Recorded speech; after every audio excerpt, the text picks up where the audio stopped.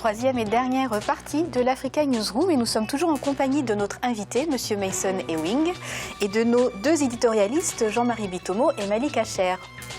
Parlons d'économie à présent et l'actualité économique, c'est notamment l'inflation en Afrique du Sud. Eh bien, elle dépasse les limites fixées par la Banque centrale avec un taux qui atteint 6,2% en janvier 2016 alors qu'il était de 5,2% à la fin de l'année 2015, comme nous l'explique Alioune Gando.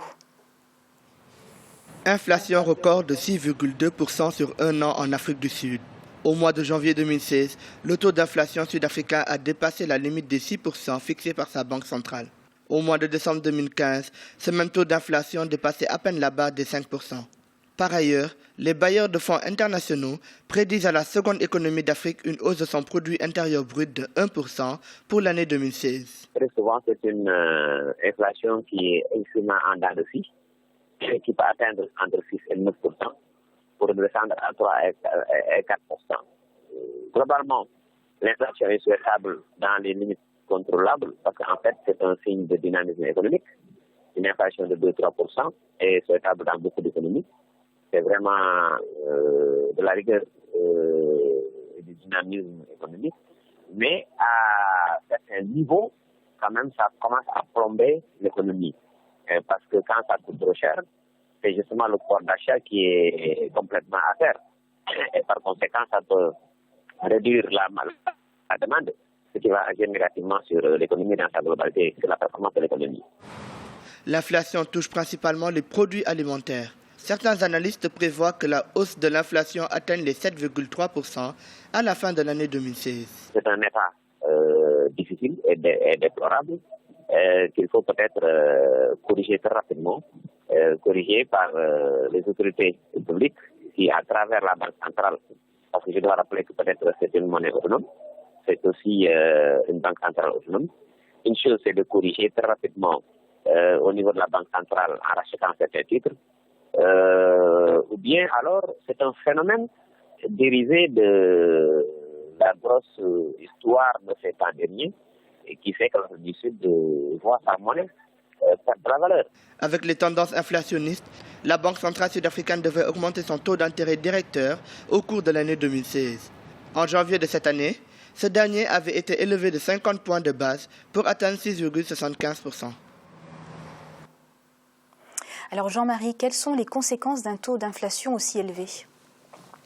Les conséquences d'un taux d'inflation aussi élevé, c'est quoi? Ça va contribuer à baisser le pouvoir d'achat des ménages, ce qui a des conséquences énormes. Quand on connaît l'environnement économique et politique de l'Afrique du Sud, qui est un environnement qui, on a beau dire, il y a eu un retour, si vous voulez, de la liberté. Mandela a été au pouvoir. N'empêche que les problèmes de fond n'ont pas été réglés en Afrique du Sud.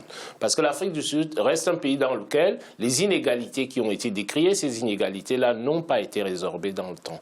Et quand vous avez une crise économique qui arrive comme celle-là, elle va toucher, comment dire, les classes les plus défavorisées de la société. Donc automatiquement, des tensions vont ressurgir dans la société. Donc ce qui fait que la société sud-africaine n'a pas encore pensé toutes ses plaies.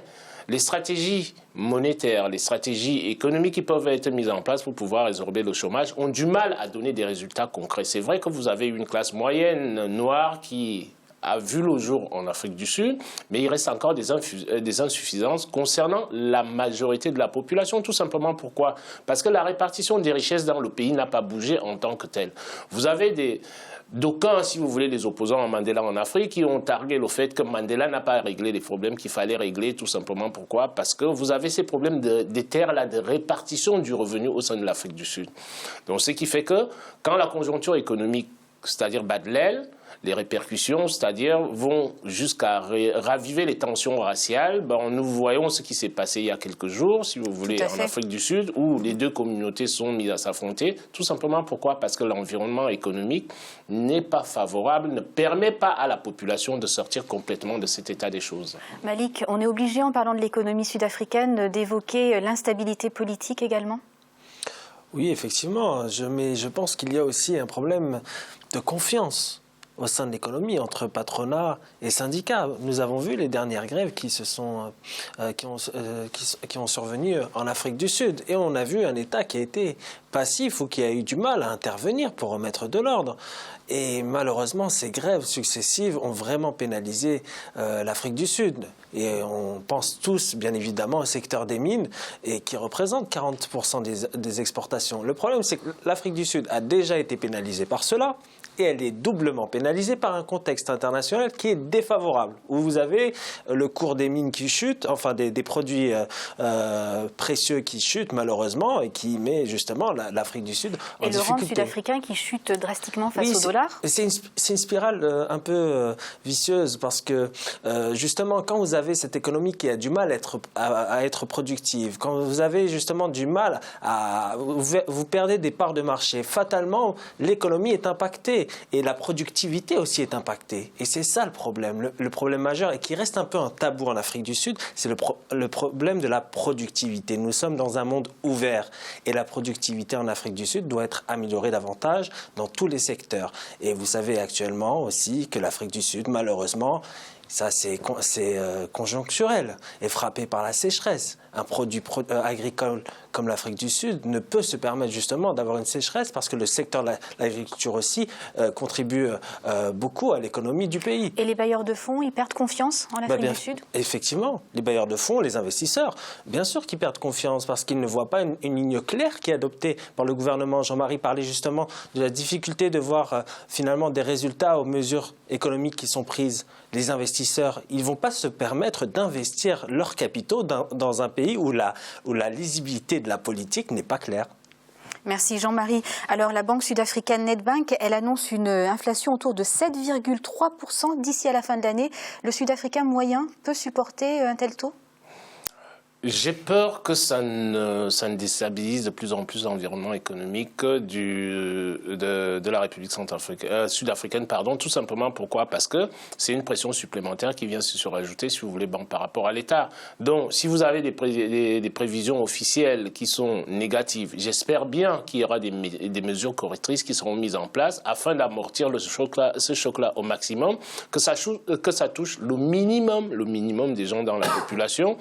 Je sais très bien, si vous voulez, en économie, on dit toujours que les États vont arbitrer entre l'inflation et le chômage. On peut peut-être se dire que vous avez un niveau d'inflation qui est élevé, et d'un autre côté, vous avez pas mal de gens qui travaillent, qui ne sont pas au chômage. Donc, c'est ce qu'on nous appelle, nous, les économistes, faire un arbitrage sur la courbe de Phillips entre l'inflation et le chômage. Et le taux de chômage qui est très, très élevé, malheureusement.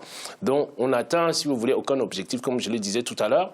On a d'ailleurs vu, comme Malik le disait tout à l'heure, les désinvestissements en Afrique du Sud, suite au fameux mouvement qui a eu toutes les grèves successives. Ça fait en sorte que la confiance des investisseurs baisse et ils désinvestissent dans le pays.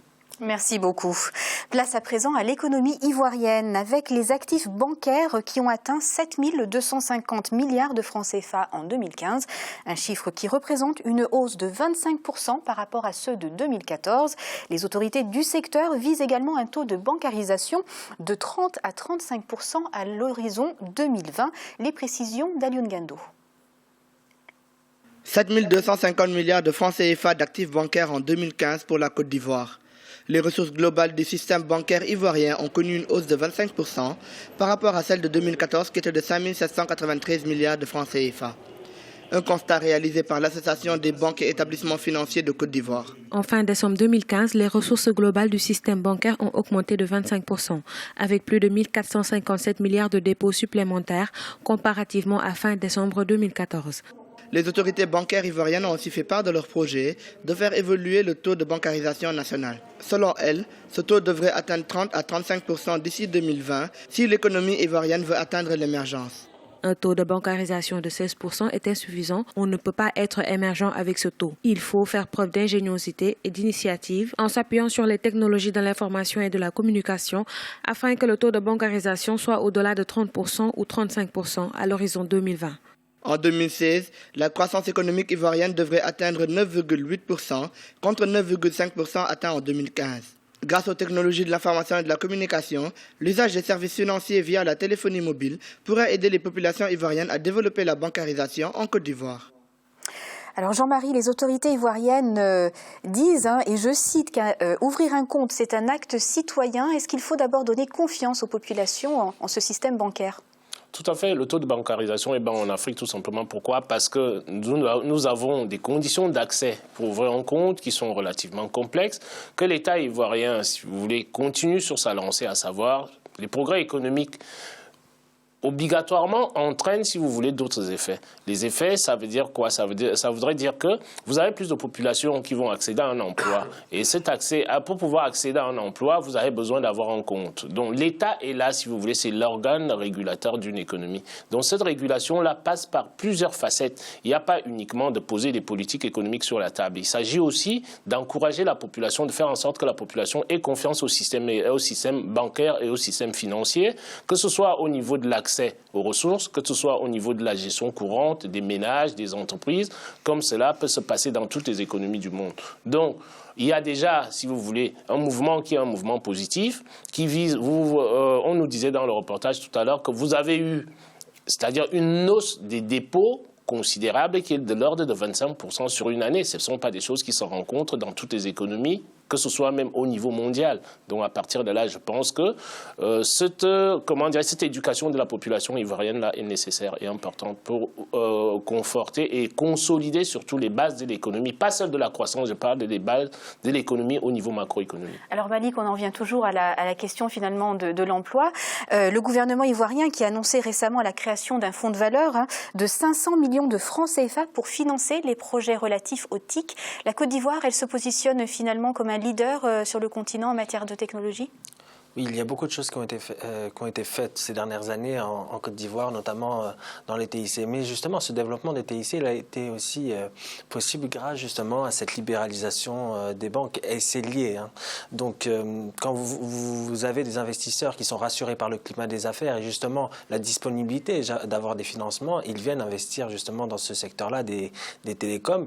Et les télécoms en Côte d'Ivoire intéressent beaucoup de monde, et notamment les pays européens, mais aussi les pays africains. Vous avez par exemple le Maroc qui investit beaucoup dans les télécoms et dans ce secteur, plus dans le secteur bancaire, mais qui s'intéresse aussi aux télécoms en Côte d'Ivoire. Donc oui, le pays peut servir d'exemple dans la région ouest. Donc le climat des affaires, en tout cas, qui s'assainit en Côte d'Ivoire après des périodes de troubles. Bien sûr, et quand on voit la situation politique auparavant, effectivement, on ne peut que se réjouir de voir ce climat des affaires s'améliorer, mais il faut dire aussi que finalement, l'État libéré de la Côte d'Ivoire a joué son rôle, c'est-à-dire laisser cette concurrence entre les banques, parce que si, dès lors que vous bien sûr, en ayant un outil de contrôle, bien évidemment, en étant un régulateur, comme l'a dit Jean-Marie, mais effectivement, laisser aussi aux banques, laisser cette possibilité aux banques d'investir le créneau économique. Eh bien, une belle progression également au Mali. Je vous propose de regarder le chiffre du jour. Eh bien, le Mali qui prévoit une accélération de la croissance économique en 2016 à 6%. Alors Jean-Marie, nous en parlions tout à l'heure de faire la part belle au secteur de l'agriculture. Le Mali a-t-il réussi son pari avec un taux de croissance aussi favorable quand on sait que son économie est essentiellement basée sur l'agriculture ? Je pense que c'est une bonne nouvelle pour un pays comme le Mali, dans la mesure où vous avez les secteurs dans lesquels les pays ont, c'est ce que je dis toujours sur ce plateau, les pays africains doivent apprendre à exploiter, si vous voulez, les avantages naturels de chacune des économies pour les transformer, si vous voulez, en avantage compétitif sur la scène internationale. Le Mali a détecté, si vous voulez, un secteur qui est le secteur essentiel pratiquement pour toute la croissance de toutes les économies africaines. Ce ne sont pas uniquement les économies africaines. Il y a une donnée qui est sûre, c'est que toutes les économies du monde se sont développées en se basant sur leur agriculture. Vous avez eu, nous sommes en France ici, là, la France, au secteur agricole a été un secteur très très important dans la croissance économique. Vous allez aux États-Unis, les grandes fermes américaines ont beaucoup contribué, comment dirais-je, à la puissance et à la force des États-Unis dans le monde. Malik, c'est un exploit pour le Mali quand on sait qu'il est confronté à la menace terroriste. C'est un exploit, mais il faut être vigilant. Parce que, comme on l'a dit tout à l'heure, il n'y a pas de développement sans sécurité. Et nous savons la situation actuelle qui prévaut dans la région. Donc j'espère que justement l'amélioration de la sécurité pourra permettre à ce Mali d'émerger, parce que ce pays est plein de dynamisme et une jeunesse qui veut participer au développement économique. Merci beaucoup. Merci Malik Acher d'avoir pris part à cette discussion. Merci à vous Anne-Marie et à très bientôt. Merci également à vous, Jean-Marie Bitomo. Bonsoir Anne-Marie, bonsoir à tous. Et merci à notre invité du jour, Monsieur Mason Ewing. Merci d'avoir participé à ce débat. Merci pour l'invitation et bonne soirée. Merci à vous de votre fidélité. Retrouvez dans quelques instants la suite de nos programmes.